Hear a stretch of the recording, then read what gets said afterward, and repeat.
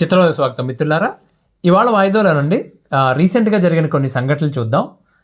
ఆ సంఘటనలకి భార్యాభర్తల మధ్య గొడవలకి సంబంధం ఏంటో అది కూడా చూద్దాం చివరిలో. పోయిన సంవత్సరం అంటే 2024 ఏప్రిల్ నెలలో ఒక కార్మికుడు ఆయన పనిలో ఉండగా, అంటే తన వృత్తి తను చేస్తున్నాడు, ఆ పనిలో ఉండగా ప్రమాదవశాత్తు చనిపోయాడండి. ఆయనకి భార్య పిల్లలు ఉన్నారు.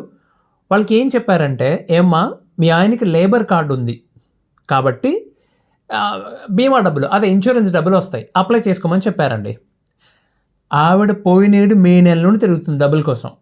ఆ చనిపోయిన ఆయన సంవత్సరం కూడా అయిపోయింది, ఇంకా రాలేదు డబ్బులు. మొత్తానికి మొన్న ఈ మధ్యన శాంక్షన్ అయ్యిందని చెప్పారండి. ఓ వార్త చెప్పారు ఆ ఆఫీస్లో వాళ్ళు, ఏమంటే శాంక్షన్ అయింది మీకు డబ్బులు అని చెప్పి.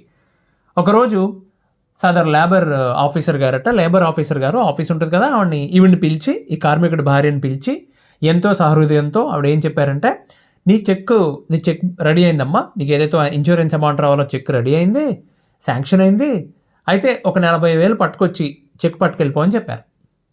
ఆవిడ ఏం చేస్తుంది, ఆ కార్మికుడి భార్య ఆమె కట్టుకున్న చీర చూసి కానీ, ఆ కూడా వచ్చిన 2 పిల్లలను చూసి కానీ, వాళ్ళు డైరెక్ట్గా చూసే కన్నా కొంచెం జాలి కలగాలి కదండి. అబ్బే లేదు, 40,000 ఎక్కడి నుంచి తెస్తారండి? 40,000 ఎక్కడి నుంచి తీసుకొస్తారు? వాళ్ళకి అది చాలా పెద్ద మొత్తం. ఆవిడ ఏమని చెప్పారంటే, పోనీ అమ్మ, అన్ని డబ్బులు నేను ఇవ్వలేను, నాకు ఇన్సూరెన్స్ శాంక్షన్ అయిందని చెప్పారు కదా, ఈ 40,000 కట్ చేసుకొని మిగతా డబ్బులు ఇవ్వమని చెప్పింది ఆవిడ. అలా కుదరదు, ఆ డబ్బులు ఇప్పుడు నువ్వు చెక్ ఎక్కడైతే వేస్తావో డైరెక్ట్గా నీ బ్యాంక్ ట్రాన్స్ఫర్ అవుతుంది, అందులోంచి కట్ చేసుకోవడం కుదరదు, నీకు వచ్చిన తర్వాత నాకు ఇస్తావో లేదో గ్యారంటీ లేదు, కాబట్టి ముందు ఎక్కడన్నా అప్పు చెయ్యి, మళ్ళీ తీర్చేద్దు కానీ ఏముంది, ఇవాళ నీకు చెక్ ఇస్తే రేపు ఎల్లుండిలోకి వచ్చేస్తే బ్యాంక్ అకౌంట్లోకి అని చెప్పి సలహా ఇచ్చారు ఆవిడ. మహానుభావురాలు, బాగా చదువుకుని ఉద్యోగం తెచ్చుకున్న ఆవిడ. మొత్తానికి 40,000 ఇవ్వడానికి ఒప్పించింది. ఇందుకీ వచ్చిన ఇన్సూరెన్స్ అమౌంట్ ఎంతో తెలుసా అండి మీకు? 1,30,000 రూపాయలు.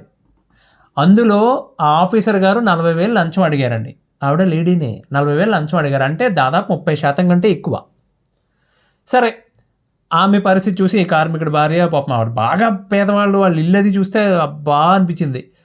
ఆమె పరిస్థితి చూసి ఎవరో సలహా ఇచ్చారు, ఆల్రెడీ చెక్ ఇష్యూ అయిపోయింది, కాపడానికి ఎవరి వల్ల కాదు, నీ చేతికి ఇవ్వడానికి నాటకాలు ఆడుతున్నారు, ఓ పని చెయ్యి, డైరెక్ట్గా ఏసీబీకి కంప్లైంట్ ఇవ్వు, యాంటీ కరప్షన్ బ్యూరోకి కంప్లైంట్ ఇవ్వు. వాళ్ళు ఈ మధ్యన తెలంగాణలో యాంటీ కరప్షన్ బ్యూరో చక్కగా వీళ్ళు గవర్నమెంటే ప్రమోట్ చేస్తుంది, ఏసీబీ వాళ్ళు ప్రమోషన్స్ చేస్తున్నారు. ఏంటంటే, మీరు మా కంప్లైంట్ ఇస్తే మేము సదర్ ఆఫీసర్ని పట్టుకుంటే, అరెస్ట్ చేస్తే మీ పని ఆగిపోతుందని మీరు కంగారు పడద్దు, మేము దగ్గరుండి మీ పని అయితే కానీ నెక్స్ట్ కేసుకి వెళ్ళమని చెప్పి వాళ్ళు షూరిటీ ఇస్తున్నారు, చాలా బాగా చేస్తున్నారు. సో ఆ షూరిటీ విని ధైర్యం చేసేవాడు కంప్లైంట్ ఇచ్చిందండి. 1,30,000 అండి. ఇప్పుడు ఒక 1,30,000, అఫ్కోర్స్ వాళ్ళు పట్టుకున్నారు, వచ్చారు, అరెస్ట్ చేశారు, అది వేరే విషయం. 1,30,000 అంటే చాలామంది చేతుల్లో ఉండే ఫోన్ ఖరీదు కదా. దానికంటే తక్కువ, గట్టిగా మాట్లాడితే ఒక బలిసిన రాజకీయ నాయకుడి కుటుంబం శుక్రవారం సాయంత్రం 7 గంటల నుంచి 9 గంటల వరకు వాళ్ళు పెట్టే ఖర్చులో 50% కూడా కాదండి అది. ఒక సంవత్సరంగా ఆ అమౌంట్ కోసం ఆఫీసుల చుట్టూ తిరుగుతున్నారంటే వాళ్ళ కుటుంబం పరిస్థితి ఏంటి? లేబర్ ఆఫీసర్ అంటే లేబర్ దగ్గర లంచాలు తీసుకోమని కాదు, ఆవిడకి ఎవరు చెప్పారు మరి? అసలు ఉద్యోగం ఇచ్చేటప్పుడు ఇలా ఏమన్నా ఇచ్చారేమో ట్రైనింగ్ వీళ్ళకి. వాళ్ళు మంచి చెడ్డలు చూడాలని చెప్పి వాళ్ళతో జాగ్రత్తగా చదువురాని వాళ్ళు ఉంటారు, నిరక్షరాస్యులు ఉంటారు, కొంచెం కూర్చోబెట్టి జాగ్రత్తగా చెప్పి గవర్నమెంట్ నుంచి రావాల్సిన, ఇంకా వాళ్ళకి రావాల్సిన ఏమన్నా ఉంటే ఇప్పించాలి. కానీ దిక్కుమాలిన వాళ్ళు సార్, దారుణం అండి. ఓకే, ఇది ఎందుకు చెప్తున్నాను చెప్తా. ఇప్పుడు ఈ ఒక్క కేసే కాదండి, ఈ ఒక్క కేసు చూసి తినేస్తే కుదరదండి. ఈ ఆఫీసర్ చేతుల మీదకి ఎవరైతే వాళ్ళు దొరికిందో ఈవిడ చేతుల మీదుగా ఎంతమందికి ఇలాంటి డబ్బులు ఇష్యూ అయ్యాయో ప్రతి ఒక్కరి దగ్గర 30% తీసుకునే ఉంటుంది కదా. ఈవిడ ఆస్తులోంచి లాగుతారా, ఎక్కడి నుంచి లాగుతారా, అవన్నీ లాగాలి బయటికి. అవన్నీ జరుగుతాయి అనుకుంటారా? చావరుకోండి మాస్టర్. కళ్ళు మూసి తెరిచేలోపు ఆవిడ సీట్లో ఉంటే చూడండి కావాలితే మళ్ళీ వచ్చి. ఇవన్నీ ఏం మాట్లాడుతున్నారు? జస్ట్ ఇండియన్స్, ఇదంతా కామన్ మనకి. ఇంకొకటి చూద్దాం. ఇరిగేషన్ శాఖలో ఒక ఇంజనీర్ గారటండి, తెలంగాణలో ఒక ప్రముఖ ప్రాజెక్టులో ఇంజనీర్ అయినా. ఈయన పైన ఏసీబీ రైడ్ చేస్తే ఆ ఆస్తుల వివరాలు చెప్తే బుర్ర తిరిగిపోయింది నాకు. అసలు ఏంట్రా ఇది అని చెప్పి. మనకి గచ్చిబౌలి దగ్గర ఒక గేటెడ్, హై అండ్ గేటెడ్ కమ్యూనిటీలో 4,500 SFTతో ఒక ప్లాట్ ఉందంట, ఒక ఫ్లాట్ ఉందంట. 4,500, రిమెంబర్ దాట్. ఎంత ఉందంటే తక్కువలో తక్కువ 10,000, బాగా హై అండ్ అంటే ఇంకా ఎక్కువే ఉంది, బట్ 10,000 వేసుకోండి.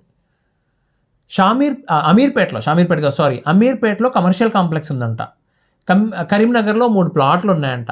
ఇక ఈ హైదరాబాద్ చుట్టుపక్కల కానీ, వరంగల్లో కానీ, 3 భవనాలు ఉన్నాయంట ఆయనకి, 16 ఎకరాల వ్యవసాయ భూమి ఉందంట, 19 ప్లాట్లు ఉన్నాయి, అంటే ఇళ్ల స్థలాలు ఉన్నాయి, ఓ 2 కార్లు, ఒక కేజీ బంగారం, ఇంకా బ్యాంక్ డిపాజిట్లు ఉన్నాయట. దాదాపు 250 నుంచి 300 కోట్ల పైగా అక్రమాస్తులు అండి. అక్రమాస్తులు గవర్నమెంట్ వాల్యూలో, అది మార్కెట్ వాల్యూ కాదు, లెక్కగట్టింది వాళ్ళు. ఓకే, విచిత్రమైన విషయం ఏంటంటే ఇంకా ఆయన బ్యాంక్ డిపాజిట్స్ చూడలేదు, లాకర్లు ఇంకా ఓపెన్ చేయలేదు, అందులో ఏమున్నాయో తెలియదు. ఇంకా ఇంజనీర్ అండి. పైగా వాళ్ళ అబ్బాయికి డెస్టినేషన్ వెడ్డింగ్ చేశారు, థాయిలాండ్లో పెళ్లి చేశారు ఈ ఇంజనీర్ గారు. ఒక గవర్నమెంట్ ఎంప్లాయీ ఉండి తన కొడుక్కి విదేశంలో పెళ్లి చేస్తుంటే, అరెరే ఆయన అవినీతిపరుడని మాకు తెలియదండి అంటున్నారు చుట్టూ ఉన్న వాళ్ళందరూ. వీళ్ళందరూ నిజాయితీ పరులని మనం నమ్మాలి, మరి దొరకలేదు కాబట్టి, అంతే కదా. అసలు వాళ్ళకి అనుమానం రావాలి కదండి, ఎలా చేస్తారో ఆయన నీకు వచ్చే జీతానికి మీ అబ్బాయి నువ్వు వేరే దేశంలో పెళ్లి చేయడానికి సంబంధం లేదే అని చెప్పి డౌట్ రావాలి కదా. ఏ డౌటు లేదు. మనుషులు సాధారణంగా చేసే పొరపాట్లు, రకరకాల పొరపాట్లు చేస్తూ ఉంటారండి. అయితే వాటి వల్ల జరిగే నష్టాన్ని బట్టి 4 రకాలుగా చెప్పారండి. కొంచెం ఆలోచించండి, నేను మెల్లిమెల్లిగా మాట్లాడుకుందాం. ఏంటా 4 రకాలు? దోషం, తప్పు, నేరం, పాపం. ఉదాహరణ చూద్దాం. పెళ్లి రోజు అండి, ఒక భార్యాభర్త పెళ్లి రోజు, వెడ్డింగ్ యానివర్సరీ ఆ రోజు. సో అయితే పార్ట్నర్ ఎవరో, భార్య అయితే ఏంటి భర్త అయితే ఏంటి, పార్ట్నర్ కంగారుగా రెడీ అయ్యి ఆఫీస్కి వెళ్ళిపోయారు. విష్ చేయలేదు, అవతల పక్క వాళ్ళకి అసలు విష్ చేయలేదు. రోజులాగే యాజ్ యూజువల్ రెడీ అయిపోయి అవతల పక్క వాళ్ళు ఎదురు చూస్తున్నారు. ఈ ఎవరైతే వెళ్ళారో ఆఫీస్కి వెళ్ళిన వెంటనే, ఓ మై గాడ్, ఓకే నేను ఇవాళ పెళ్లి రోజు కదా మాది, విష్ చేయటం మర్చిపోయానని చెప్పి గుర్తొచ్చింది. మీకు మీరే ఫోన్ చేసి విష్ చేసి, అయ్యో సారీ నేను మర్చిపోయానని చెప్పి సాయంత్రం బయటికి వెళ్దామని చెప్పి ఇలా అన్నారనుకోండి, చాలా చిన్న దోషం అది. మీరు వెంటనే సరిదిద్దుకున్నారు దాన్ని. ఇంకొకలా చూద్దాం. మీరు ఆఫీస్కి వెళ్ళిన వెంటనే మీకు గుర్తు రాలేదు, ఆఫీస్ పనిలో పడిపోయారు. సాయంత్రం ఇంటికి వచ్చిన తర్వాత మీ పార్ట్నర్ ఏదో స్పెషల్, ఏంటి వాళ్ళ స్పెషల్ ఇంటికి వచ్చిన తర్వాత అని చెప్తే వారు గుర్తు చేశారు. అబ్బో గుర్తులేదా ఈరోజు పెళ్లి రోజు మనకని చెప్పి, అర్రెర్రెర్రెర్రే సారీ అని చెప్పేసి విష్ చేసి, ఇంకెప్పుడు ఇలా చేయకూడదని గట్టిగా మనసులో అనుకొని, మీ క్యాలెండర్లో మర్చిపోతారేమో నాకు ఈవెంట్ యాడ్ చేసుకొని, రెడీ అవ్వ బయటికి వెళ్దాం అన్నారు. ఏం చేశారు మీరు? తప్పు చేశారు, క్షమాపణ అడిగారు, సర్దేసుకున్నారు, అయిపోయింది. ఇప్పుడు ఇంకో రకంగా చూద్దాం. సాయంత్రం ఇంటికి వచ్చిన తర్వాత మీ పార్ట్నర్ గుర్తు చేస్తే, ఏంటంట మనం ఏమో సీతారాములమా, ఏం సాధించామని పెళ్లి చేసుకుని అని విసుక్కుని, ఆవిడో మాటని మీరో మాటని మాట పెరిగి లాగి చెంప మీద ఒకటి కొట్టారు. అది నేరం. కొట్టారు కదా, చేసుకున్నారు. భర్తే చేశాడు, భార్య చేసింది నేను చెప్పట్లా, ఇద్దరు పార్ట్నర్ల మధ్య జరిగింది, ఉదాహరణకు చెప్తున్నా. ఇది నేరం అండి, ఏదో ఒక శిక్ష అనుభవించాలి, దానికి తప్పదు. అలా కాకుండా మీరు ఇంటికి వస్తున్నప్పుడే మీరు భార్య అయితే మీ బాయ్ ఫ్రెండ్ని, భర్త అయితే మీ గర్ల్ ఫ్రెండ్ని ఇంటికి తీసుకొచ్చారు కూడా. తీసుకొచ్చి వాళ్ళని అలా హాల్లో కూర్చోబెట్టి మీ పార్ట్నర్కి కాఫీ ఇవ్వమని చెప్పి మీరు వెళ్ళి ఫ్రెష్ అయ్యి వచ్చి, మీ పార్ట్నర్లు ఇంట్లో ఒంటరిగా వదిలేసి మీ గర్ల్ ఫ్రెండ్నో బాయ్ ఫ్రెండ్నో తీసుకుని బయటకు వెళ్ళిపోయారు. దీన్ని ఏమంటారండి మరి? సో ఇది మీరు కావాలని చెప్పి మీకు అంతా గుర్తుండి కూడా ఇంటెన్షనల్గా అవతల పక్క ఎమోషనల్గా బ్రేక్ డౌన్ చేయడానికి చేసిన పని. ఇది పాపం చేస్తే క్షమాపణలు, విరుగుళ్ళు, పరిహారాలు ఏమీ ఉండవండి. చెబుతారు గంగలో మునిగితే పాపాలు పోతాయని కొంతమంది చెప్తారు, నువ్వు గుడికి వెళ్ళు, చర్చికి వెళ్ళు, మసీదుకి వెళ్ళి పాపాలు పోతాయని చెప్తారు. ఏమీ పోవు, ఎక్కడికి పోవు. అది వేరే కాన్సెప్ట్ అనుకోండి, బట్ ఖచ్చితంగా తిరిగి అనుభవించి తీరాలి. నేను చెప్పేది ఏంటంటే అండి, మీరు ఎప్పుడూ కూడా ఎస్పెషల్లీ ఫ్యామిలీ విషయాల్లో, మిగతా మనం పట్టించుకోవద్దు, వాళ్ళ నేరస్తులు అదంతా నేర చరిత్ర వేరే కదా. మీరు దోషాల దగ్గర, తప్పుల దగ్గర ఆగిపోండి, నేరాల జోలికి, పాపాల జోలికి వెళ్ళకండి. ఇప్పుడు లంచం అడుగుతున్నారు, ఏమండి 1,30,000 రూపాయలు శాంక్షన్ అయితే సంవత్సరం నుంచి తిరుగుతూ ఉంటే ఆవిడ 40,000 రూపాయలు అడగడం పాపమే కదా, నేరముఖం పాపం. ఆవిడ ఖచ్చితంగా తిరిగి అనుభవించి తీరాలి, ఏదో ఒక రూపంలో అనుభవించి తీరాలి. ఇప్పుడు ఈ మధ్యన కాదులే, ఆ మధ్యన ఒక రాజకీయ నాయకుడు, ప్రముఖ రాజకీయ నాయకుడు, ఆయన బిజినెస్ మ్యాన్ కూడా.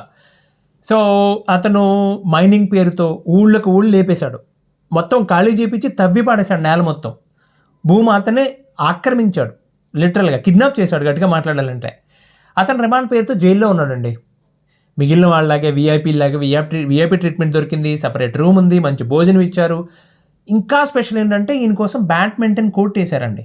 అంటే ఆయన ఉదయం వేళ సాయంత్రం వేళ ఆడుకోవడానికి ఆయనకి స్పోర్ట్స్ అనమాట, స్పోర్ట్స్ యాక్టివిటీ ఆయనకి సపరేట్గా. ఎవరు రారు మళ్ళీ అక్కడికి, ఆయన ఎవరితో అయితే ఆడాలనుకున్నాడో వాళ్ళే వస్తారు.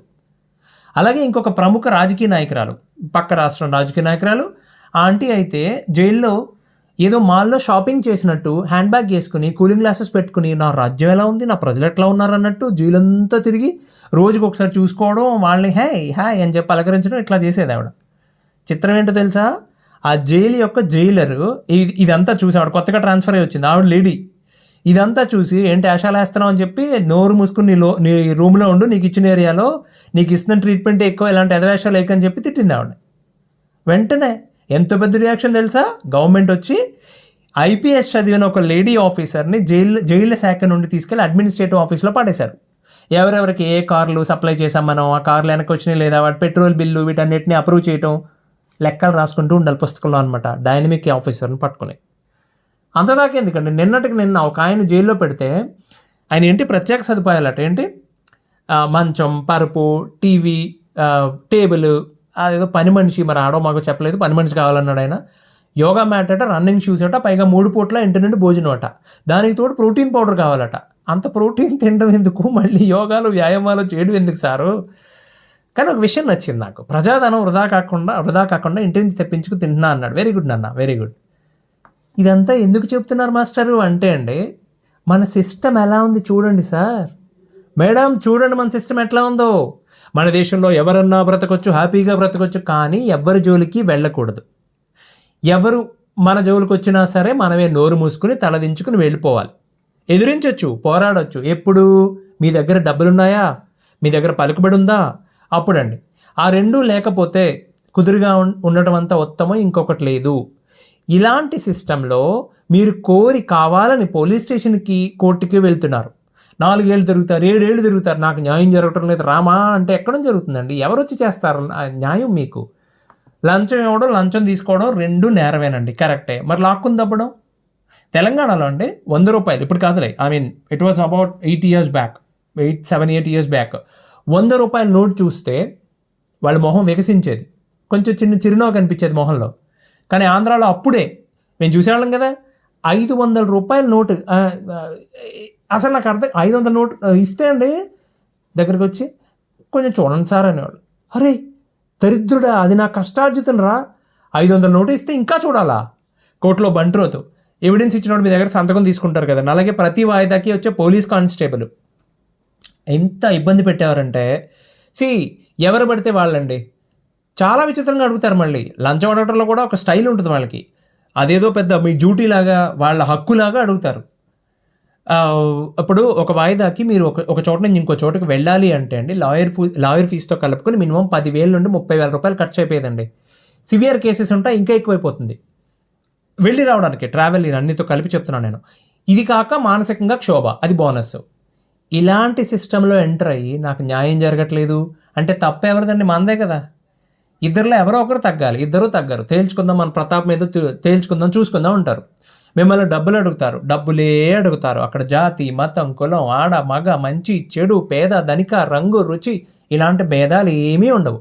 డబ్బులు అడగడంలో, అడుక్కోవడంలో అత్యుత్తమంగా ప్రవర్తిస్తారు. ఈ సిస్టంలోకి ఎంటర్ అవుదాం అనుకున్నప్పుడు 1-10 సార్లు ఆలోచించుకోండి సార్ ప్లీజ్. సామరస్యంగా సెటిల్ చేసుకోండి. వీలు కాకపోతే కలిసి ఉండండి.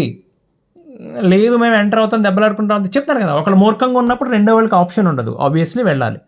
వెళ్ళినప్పుడు వాళ్ళు దారిలోకి వస్తారు, వచ్చినప్పుడన్నా సెటిల్ చేసుకోండి ప్లీజ్. ఇంకో వాయిదాలో ఇంకో మంచి విషయంతో కలుద్దాం. అంతవరకు సెలవు, ధన్యవాదాలు.